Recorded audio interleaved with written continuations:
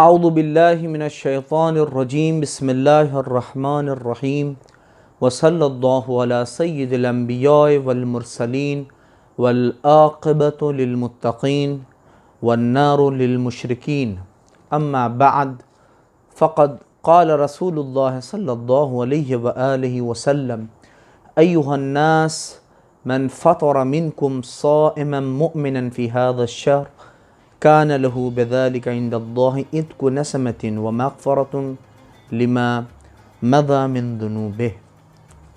ناظرین، مسلسل خطبہ شعبانیہ کی اجمالی تفسیر آپ کی خدمت میں پیش ہو رہی ہے، اور آج 16 ماہ مبارک رمضان کی تاریخ ہو چکی ہے۔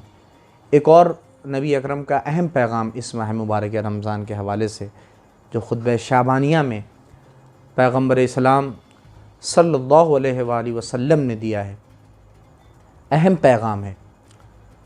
کہا کہ اے لوگوں، مخاطب ہوئے ہیں لوگوں سے، اس لیے کہ خطبہ دیتے وقت مخاطب ہو رہے ہیں، کہہ رہے ہیں ایھا الناس، اے لوگوں، من فطر منکم صائما مؤمنا، کہتے ہیں جو بھی تم میں سے ایک مومن بھائی کو، اپنے مومن برادر کو افطار کرائے اس مہینے میں، ماہ مبارک رمضان میں، تو اللہ کے نزدیک گویا اس نے ایک غلام آزاد کیا ہے، ایک بندہ اس نے آزاد کیا ہے۔ آج کل اس غلام آزاد کا تصور نہیں ہے ہمارے اس معاشرے اور سماج میں، لیکن اس زمانے کے اعتبار سے پیغمبر کہہ رہے ہیں کہ گویا ایک بندہ آزاد کیا ہے، چونکہ غلام آزاد کرنا خود ایک بہت ثواب ہے، اور کہتے ہیں اگر کوئی ایک برادر مومن کو افطار کراتا ہے اس ماہ مبارک رمضان میں تو گویا اس نے ایک بندے کو آزاد کیا ہے۔ یہ ثواب ہے، یہ افطار کا ثواب پیغمبر اسلام بتا رہے ہیں کہ افطار کرانا معاشرے میں کتنا اچھا ہے، ایک بہترین عمل ہے۔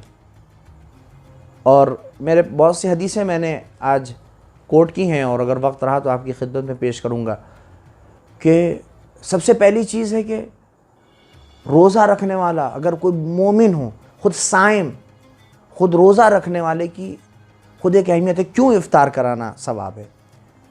دیکھیں، خود جو روزہ رہتا ہے، کہتے ہیں کہ جس وقت وہ افطار کرنے کے لیے آتا ہے، اگر وہ کسی کے حق میں دعا کر دے تو اس کی دعا مستجاب ہوتی ہے۔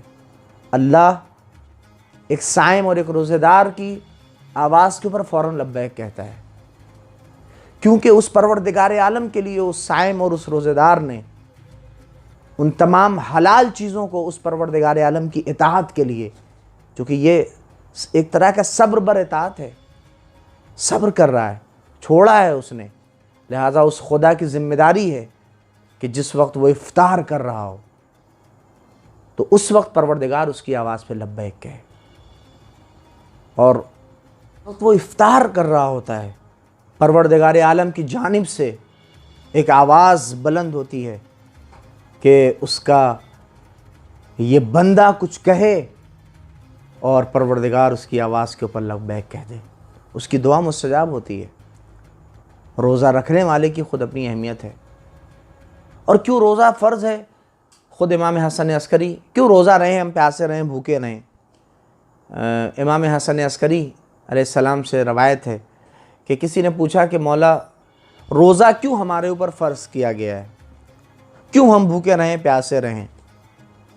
تو امام کہتے ہیں تاکہ روزہ اس لیے فرض کیا گیا ہے تاکہ غنی افراد کو بھوک کا مزہ مل سکے، کہ بھوکا رہنے میں کتنا مزہ آتا ہے، یا بھوکا رہتا ہے جب آدمی، اسے کیا کیفیت ہوتی ہے، تاکہ اس کے ذریعے سے جو فقراء و مساکین ہیں ان کی بھوک و پیاس کا احساس ہو، تاکہ وہ انفاق کر سکیں۔ یہ روزہ انفاق کرنا سکھاتا ہے۔ روزہ ہمیں یہ بتاتا ہے کہ دیکھو، ہم بھوکے ہیں اور پیاسے ہیں، تو اور اوقات میں دوسرے لوگ جب بھوکے اور پیاسے ہوتے ہیں تو ان کی اس بھوک اور پیاس کو کیسے مٹایا جائے۔ یعنی روزہ خود سکھاتا ہے کہ کسی کا بھوکا رہنا اور پیاسا رہنے میں کیا حالت اور کیفیت ہوتی ہے۔ لہٰذا اس کے ذریعے سے اللہ نے یہ احساس، ایک طرح سے فقراء و مساکین کی مدد اور کمک ہوتی ہے۔ روزہ اس لیے بھی ہے، یہ اپنے اس کے مادی لحاظ سے بھی، اور خود مانوی کس میں طاقت ہے۔ روایات اگر آپ اٹھا کے دیکھیں کہ جو مانوی اثرات ہیں روزے کے، وہ کوئی بیان نہیں کر سکتا ہے۔ کہتے ہیں کہ اگر روزہ رکھنے والے کو کوئی افطار کرا رہا ہے تو گویا اس کا وہی ثواب ہے جو روزہ رکھنے والے کا ثواب ہے۔ یعنی ایک شخص ہو سکتا ہے کہ روزہ نہیں ہے، اس کے پاس کوئی عذر شرعی ہے، نہیں رہ رہا ہے، لیکن اگر وہ چاہتا ہے کہ وہی ثواب کما لے جو اس نے روزہ رکھ کے نہیں کمایا ہے، تو کسی کو افطار پہ اپنے گھر بلا لے۔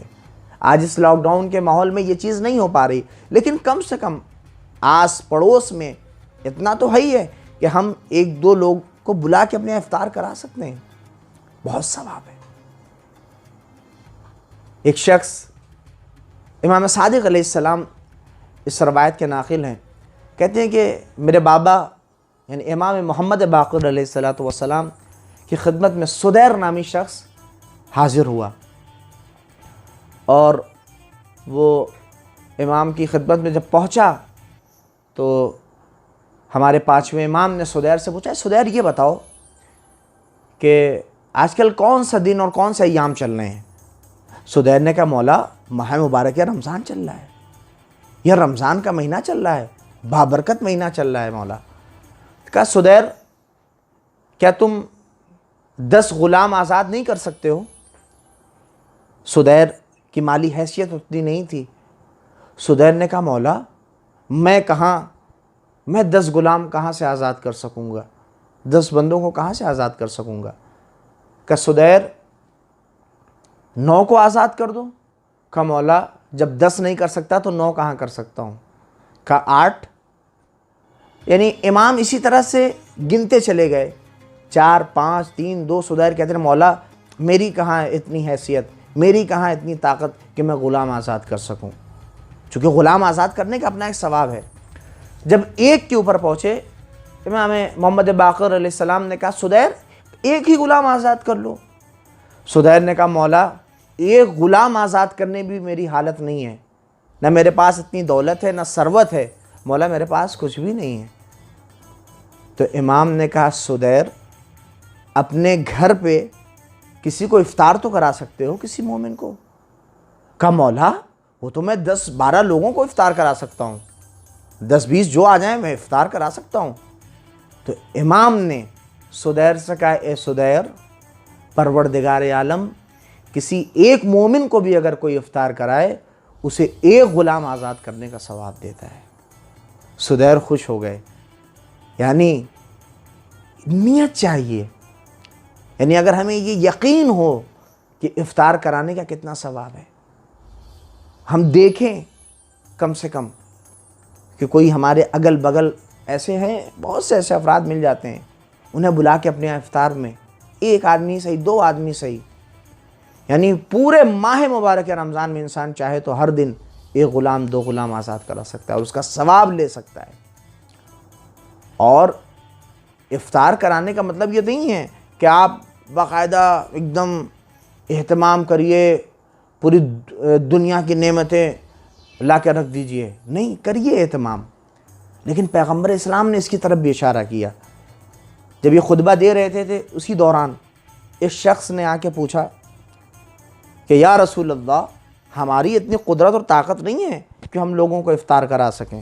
تو رسول اللہ نے کہا کہ دیکھو، جہنم کی آگ سے بچ سکتے ہو اگر 1 تمر ہی صحیح، 1 کھجور ہی صحیح اگر کسی کو افطار کرا دو، 1 گھونٹ پانی پلا سکتے ہو، 1 کھجور کسی کو کھلا سکتے ہو، افطار کرا سکتے ہو، حاضر۔ یعنی یہ کمیت کی طرف، یعنی سب سے کم افطار یہی ہے کہ آپ کسی کو بلا کے اپنے گھر کم سے کم کھجور سے اس کا افطار تو کرا سکتے ہیں، پانی تو دے سکتے ہیں، ہم پانی حاضر کر سکتے ہیں۔ اس لیے کہ کوئی اتنا بھی غریب نہیں ہوگا کہ کوئی پانی اور کھجور کسی کے سامنے نہ رکھ سکے، اس کا روزہ افطار نہ کر سکے، یہ بہت زیادہ ثواب ہے۔ اس لیے کہ پروردگار کے نزدیک نیت شرط ہے، ہماری نیت کتنی اچھی ہے۔ ہو سکتا ہے کہ ایک آدمی بہت اہتمام کرے، افطار کا ثواب ملے گا، لیکن ہو سکتا ہے کہ ریاکاری کی وجہ سے اس کا ثواب زائل ہو جائے۔ ایک شخص ہو سکتا ہے کہ سوکھی روٹی، چٹنی اور پانی اور کھجور رکھا ہوا ہے، وہ افطار کرا رہا ہے لوگوں کو، اس کو ثواب زیادہ ملے، چونکہ اس پروردگار کے نزدیک وہ یہ دیکھتا ہے کہ اس کی نیت کیسی ہے، خالص ہے کہ نہیں ہے۔ اگر نیت خالص ہے تو پروردگار عالم اس کا اجر دیتا ہے، اس کا ثواب اسے دیتا ہے۔ اور افطار کرانے کا ثواب تو ثواب، روایت میں ہے مادی فوائد بھی ہیں کہ اگر ایک غلام آزاد کرنے کا ثواب تو اسے ملے گا ہی، کہتے ہیں کہ روزی میں بھی اضافہ ہے۔ اگر ہمیں یقین ہو جائے کہ افطار کرانے میں ہماری رزق و روزی بڑھتی ہے، تجربہ کر کے دیکھیں، واقعاً تجربہ ہے کہ اگر کوئی کسی کو افطار کرا رہا ہے تو اس کی روزی میں بھی اضافہ ہے۔ کم ہوئی اس لیے کہ ذمہ داری پروردگار عالم نے لی ہے، اضافہ ہوگا۔ رزق میں زیادتی کرنا ہے، افطار کرائیے، 2 لوگ 3 لوگ اپنے گھر بلا لیجئے، آئیں افطار کریں۔ گناہوں کی بخشش کا سبب ہے، اللہ اکبر، یعنی جو گناہیں آپ نے کی ہیں، روزے دار جب افطار کرتا ہے تو اس گناہیں جھڑ جاتی ہیں جو افطار کرا رہا ہے، یعنی گناہوں کی بخشش کا سبب ہے۔ ہم یہ نہ دیکھیں کہ ہم زیادہ اہتمام، ہم کون کیا کر رہا ہے، کتنا کر رہا ہے، ہم کتنا کر سکتے ہیں کریں، 2 لوگ 3 لوگ گھر پہ بلائیں، افطار کریں، ثواب ہے۔ اور جیسا کہ سنت پیغمبر رہی ہے، پیغمبر اسلام پانی سے افطار کرتے تھے، 2 چیزیں رہتی تھیں، پانی اور کوئی شیرینی کھجور، کبھی کشمش پانی، اور گرم پانی سے پیغمبر اسلام افطار کرتے تھے۔ اور گرم پانی کے اپنے فوائد ہیں، معدہ صحیح رہتا ہے، اندر کی غلاظت جو ہے زائل ہوتی ہے۔ ایک روایت میں امام صادق علیہ السلام فرماتے ہیں، کوئی جب پانی سے افطار کرتا ہے تو اس کے قلب کی ساری کدورت چھٹ جاتی ہے اور زائل ہو جاتی ہے۔ یعنی یہ کیا ہے؟ یہ پروردگار عالم کا لطف و کرم ہے اس ماہ مبارک رمضان میں۔ لہٰذا آئے کوشش کریں ہم، اس لیے کہ جو روزہ دار ہے اس کی اپنی فضیلت ہے، اس کا سونا عبادت، اس کا سانس لینا عبادت، تسبیح ہے۔ اس لیے کہ جب ہم کسی کو افطار کرا رہے ہیں تو کم سے کم وہ جس کے یہاں افطار کرنے آئے اس کے حق میں کچھ تو کہہ دے گا، دعا تو کرے گا۔ اسی لیے اتنا زیادہ ثواب ہے افطار کرانا کہ اگر وہ دعا کر دے گا صاحب خانہ کے لیے، صاحب خانہ کے حق میں، تو دعا اس کی مستجاب ہو جائے گی۔ لہٰذا اگر ہمیں رزق بڑھانا ہے، ہمیں اپنے گناہوں کی بخشش کا اگر سامان فراہم کرنا ہے تو پیغمبر اسلام کی اس فقرے کے اوپر توجہ کریں۔ بہت زیادہ اہتمام کی ضرورت نہیں ہے، ہم تھوڑا سا اہتمام کریں، لیکن 2 سے 3 افراد کو ہم افطار کرائیں، اپنی آخرت بھی سنواریں، اپنی دنیا بھی سنواریں۔